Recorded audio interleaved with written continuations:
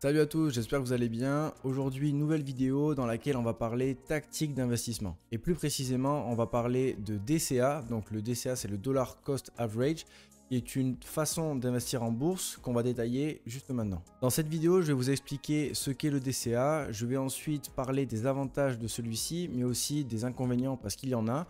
Et ensuite, je vous ferai une petite démonstration sur un courtier en ligne qui est très pratique pour faire du DCA avec des investissements programmés. Donc je vous montrerai que ça peut être très simple à mettre en place grâce à un bon courtier. Le DCA, c'est le diminutif de Dollar Cost Average et ça veut dire qu'on va investir une même somme d'argent à un intervalle de temps régulier. Et le plus simple pour vous expliquer ça, c'est qu'on se retrouve sur mon ordinateur avec une petite image que j'ai préparée qui explique ce qu'est le DCA très simplement. Donc le DCA, comme je vous expliquais juste avant, c'est le fait d'investir une même somme d'argent à un intervalle de temps régulier.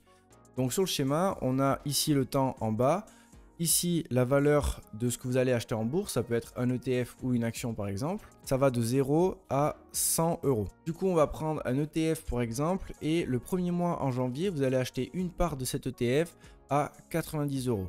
Le mois suivant, vous allez l'acheter à 50 euros parce que le marché a chuté, donc vous l'avez moins cher. En mars, 60 euros. En avril, grosse chute, vous l'achetez à 20 euros. En mai, ça remonte énormément, 75 euros, ainsi de suite. Et au final, vous obtenez une valeur d'acquisition, donc ce qu'on trouve ici en pointillé, de 50 euros. Et c'est là toute la force du DCA parce que c'est très difficile de timer le marché.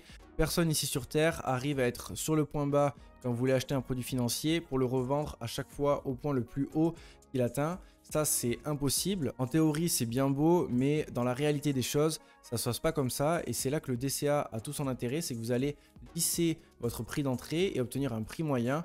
Donc certes, vous n'obtenez pas le prix le plus bas possible, mais vous n'allez pas acheter au plus haut non plus.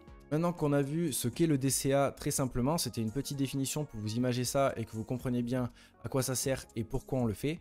Je vais vous montrer 5 avantages du DCA et ensuite je vous montrerai les inconvénients. Le premier point qui est à l'avantage du DCA, c'est que vous allez investir petit à petit, donc lisser votre entrée sur les marchés financiers et donc obtenir un prix moyen sur les produits financiers que vous achetez. Et ça c'est top parce que imaginez vous commencez à investir à la veille d'une crise, vous mettez tout votre capital d'un coup, et bien vous allez pouvoir prendre 20, 30, 40% en moins sur ce que vous avez investi.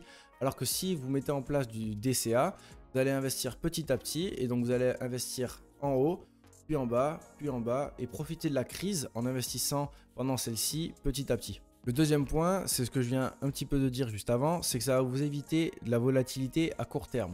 Quand vous avez un horizon d'investissement très long terme, votre but c'est de capitaliser, donc de faire grossir votre capital petit à petit et essayer d'obtenir le plus gros capital possible dans 20-30 ans. Donc nous, en tant qu'investisseurs particuliers, ce qu'on cherche à faire, c'est de faire grossir notre capital en bourse. Donc grâce au DCA, vous allez vous prémunir de la volatilité à court terme en évitant de potentielles crises vu que vous allez investir avant la crise, pendant la crise et après la crise. Donc en soi, la volatilité à court terme va beaucoup moins vous toucher que quelqu'un qui fait du market timing et qui essaie d'acheter en bas, en haut. Parfois, il va acheter très haut, ensuite ça va chuter et du coup, il va devoir encaisser ses pertes. Ou laisser courir son investissement, mais du coup, il n'aura pas lissé son prix d'entrée, il aura un prix moyen très haut. Ensuite, le troisième point, et je trouve que c'est un point très important, c'est que vous allez mettre en place une habitude d'investissement. Et ça, c'est ce que j'ai mis en place personnellement, vu que j'ai des virements automatiques qui partent vers mes courtiers en ligne. Un qui part vers mon PEA, l'autre qui part vers mon compte titre ordinaire. Et du coup, tous les mois, j'ai ce virement qui se fait et tous les mois, j'investis une quantité d'argent définie sur les marchés financiers. Donc pour ma part, j'ai commencé à mettre en place cette habitude il y a plus de 2 ans maintenant.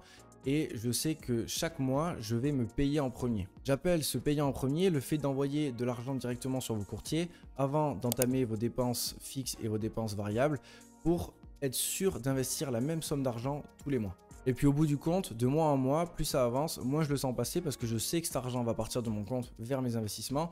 Donc en fait, mon budget s'est adapté autour de ces investissements-là et non plus autour de certaines dépenses que je pouvais faire avant. En quatrième point, j'ai mis que le DCA réduit les risques de perte en capital sur le long terme et j'ai mis ce point-là parce qu'en fait, avec le DCA, vous allez être tout le temps investi et vous n'allez pas forcément attendre une grande chute des marchés financiers pour enfin rentrer dessus, ni vendre quand le marché va être trop haut. Et du coup, vous avez un risque beaucoup moins élevé que quelqu'un qui va chercher à timer le marché et du coup acheter bas pour vendre haut. Parfois, ça ne marche pas et donc potentiellement, ça peut entraîner des pertes en capital. Avec le DCA, vous ne prenez pas la tête. Le risque, vous allez le diminuer parce que vous allez investir de mois en mois. Donc en fait, chaque mois, vous investissez la même somme d'argent et donc ça vous permet de diminuer le risque sur vos investissements en bourse. Et en cinquième point, j'ai mis que le DCA permet également d'optimiser le rendement sur le long terme et c'est un point qu'on mettra aussi en perspective sur les inconvénients du DCA juste derrière. Mais j'ai mis ce point là parce que quand vous faites du DCA, vous êtes tout le temps investi sur le marché et ça c'est un gros facteur de performance. Et dans un petit tableau que je vais vous montrer de Morningstar juste après, il a été prouvé que si vous manquez les meilleures journées de bourse chaque année, vos performances sont énormément diminuées. Donc avec le DCA, vous investissez petit à petit et vous êtes tout le temps investi. Et à partir de là, en fait, vous êtes sûr de ne pas rater ces meilleurs jours de hausse des marchés financiers. Et c'est ce qu'on peut voir avec ce petit graphique de Morningstar. En fait, ils ont investi 10 000 € sur 20 ans et ils ont cherché à comparer les performances entre les portefeuilles qui étaient totalement investis et ceux qui l'étaient partiellement et qui ont potentiellement raté les meilleurs jours de hausse du marché. Donc ce qu'on peut voir, c'est que quand vous êtes full investi, donc investi toute l'année, vous faites un rendement de 8,19%. Si vous ratez les 5 meilleures journées de bourse de l'année, ça descend déjà à 6% de performance, donc 2,20% en moins et on sait qu'à long terme 2,20% c'est énorme. Et en fait le graphique est sans appel parce que si vous ratez 10 jours on descend à 4%, 15 jours 2,74%, les 20 meilleures journées 1,57% et au-delà en fait on passe en négatif. Donc une année boursière se joue en fait sur quelques journées qui vont être exceptionnelles avec des hausses vraiment fulgurantes et si vous n'êtes pas investi sur ces journées-là, ben en fait votre performance va être hyper dégradée. Voilà, donc on a vu les 5 points positifs du DCA et c'est personnellement ce que je fais chaque mois, c'est la tactique que j'utilise. Et maintenant je vais vous montrer un tableau qui compare en fait un investisseur très régulier qui investit une certaine somme d'argent tous les mois et un investisseur occasionnel qui investit de manière beaucoup moins régulière. Je crois que c'est tous les 2 ans et en fait on observe une différence notable entre les deux portefeuilles. Ok, donc on se retrouve sur ce tableau, la source ça vient de chez Nalo, donc Nalo c'est un robot advisor pour aller voir si ça vous intéresse.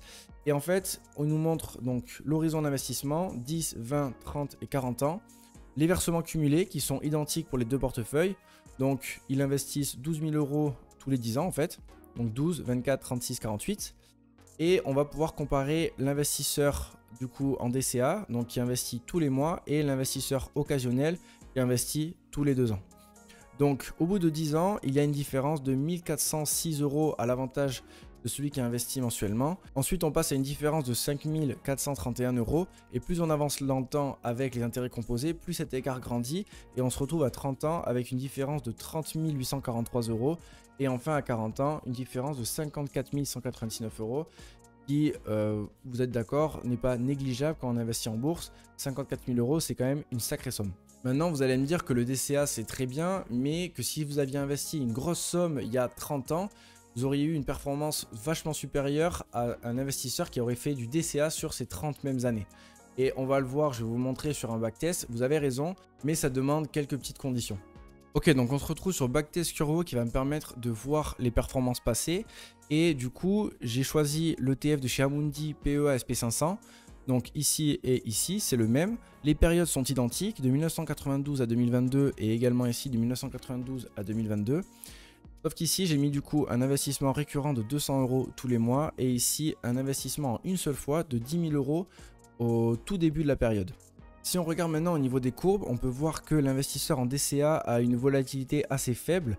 Ici par exemple, il y a une petite volatilité. Mais si on regarde chez l'investisseur qui a investi son capital en une seule fois, on peut voir que la volatilité était beaucoup plus élevée que l'investisseur en DCA. Si on descend encore et qu'on regarde au niveau des montants, c'est là qu'on se fâche un petit peu avec le DCA parce qu'on a une somme totale de 72 600 € qui s'est transformée en 450 059 € avec une performance lissée de 6,23%. Si on regarde maintenant l'investisseur qui a investi les 72 600 € en une seule fois, il a au bout de toute cette période 1 517 833 € et il a une performance globale de 10,60%. Donc c'est là qu'on voit que les 4% de différence entre les deux stratégies ont énormément penché dans la faveur de celui qui a investi en une seule fois, vu qu'au niveau de son portefeuille global, il est 1 100 000 environ plus haut que l'investisseur en DCA. Donc pour moi, c'est le gros inconvénient du DCA, parce que les marchés boursiers à long terme montent, donc forcément si vous investissez une grosse somme et que vous laissez un horizon de temps très long, vous allez obtenir potentiellement une meilleure performance que l'investisseur en DCA. Par contre, ça requiert d'avoir le capital sur le moment. Moi je sais pour ma part que je ne pouvais pas investir une grosse somme d'un coup et qu'il a fallu que je fasse du DCA parce que en fait j'ai pas assez de cash pour investir toute cette somme en une seule fois. Et ensuite, le deuxième point qui est important pour mettre en perspective cette performance, c'est que l'horizon de temps est très long terme et que vous allez laisser du coup sans jamais toucher votre argent pendant plus de 30 ans. Donc forcément, au bout du compte, vous allez être gagnant, mais il faut partir avec cette idée de très long terme et il faut pouvoir laisser cet argent sur les marchés financiers pendant toute cette durée. Donc c'est quand même deux conditions à remplir, avoir l'argent disponible et avoir un horizon de temps très long pour investir en une seule fois votre capital plutôt que faire du DCA qui lui a tendance à réduire le risque. Maintenant qu'on a vu la théorie, on va essayer de mettre en pratique le DCA et aujourd'hui on a la chance d'avoir des courtiers en ligne qui ont des plans d'épargne programmés comme chez Trade Republic que je vais vous montrer maintenant, qui nous permettent d'investir de manière régulière et totalement automatisée sans n'avoir rien à gérer. Du coup on se retrouve sur Trade Republic et si ici je clique sur l'ETF de chez Xtrackers qui traque le S&P 500 Equal Weight, donc toutes les entreprises ont la même pondération dans cet indice, si je clique dessus, je vais pouvoir ici créer un plan d'investissement programmé. Et à partir de là, Trade Republic va me demander si je veux le faire 2 fois par mois, mensuellement ou de manière trimestrielle. Moi je vais mettre mensuel. Il demande ensuite si on veut investir en début du mois ou au milieu du mois, donc le 2 du mois ou le 16 du mois. Moi je vais mettre en début de mois et le montant. Par exemple, je vais investir 20 € sur cet indice tous les mois de manière régulière. Et à partir de là, vous avez le récapitulatif. Donc, je veux investir 20 € de manière mensuelle avec une première exécution au 4 juillet 2022 sur le S&P 500 Equal Weight de chez Xtrackers. Et ensuite, je crée sur créer le plan d'investissement programmé avec obligation de paiement. Donc là, voilà, c'est terminé. Votre plan d'investissement programmé a été créé. Et ensuite, vous pouvez le retrouver ici, là où il y a les deux petites flèches. Vous pourrez le trouver, voilà, que je vais acheter le S&P 500 Equal Weight dans 30 jours pour le montant de 20 €. Et si vous voulez le modifier, vous avez qu'à cliquer dessus, modifier et on refait exactement la même chose. Donc pour ma part, j'utilise d'autres courtiers pour mes comptes titres, mais si Trade Republic avait été disponible au moment où j'ai ouvert mes comptes titres et que j'avais su qu'il y avait cette fonctionnalité, j'aurais foncé vers Trade Republic parce que c'est une fonctionnalité énorme. En fait, vous n'avez plus rien à gérer. Vous faites un virement automatique vers votre courtier. Le courtier se charge de passer les ordres avec vos plans d'investissement programmés. Et hop, vous tournez les pouces, vous n'avez plus rien à faire. Donc si ouvrir un compte titre chez Trade Republic vous intéresse, vous trouverez un lien dans la description. C'est un lien affilié, donc je toucherai une petite commission.